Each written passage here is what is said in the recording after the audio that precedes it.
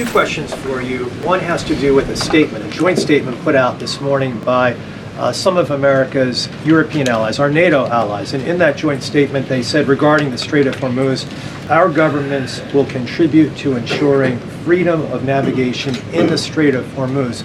What's the administration's reaction to that joint statement? Does that smooth things over when the president meets with NATO Secretary General a little bit later this afternoon? I have a direct quote from the President of the United States on NATO, and I will share it with all of you. They were tested and they failed.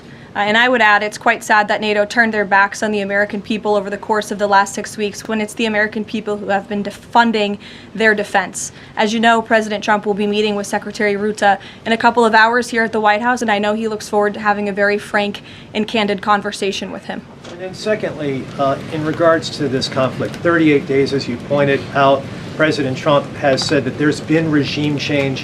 Has that regime change led to more freedoms for the Iranian people?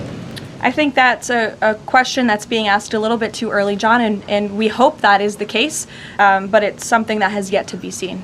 On this question of tolling by the Iranians in the Strait of Hormuz, I've heard you talk about a number of red lines that the president has in this negotiation, but I haven't heard you say that Iranian tolling in the Strait of Hormuz is a red line.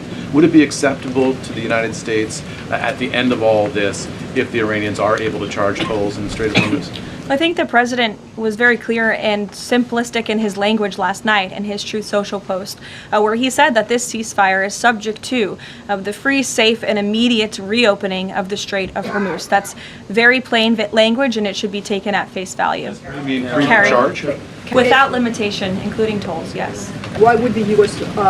allow Iran to collect tolls in the Strait of Hormuz? That's not something that we've opposed for a number of years now. Again, that's not something we've said that we've definitively accepted. The joint venture is something that was proposed by the president, but he was very clear in his statement last night. He wants to see the strait reopened immediately without limitation, and that's something we're going to hold them to.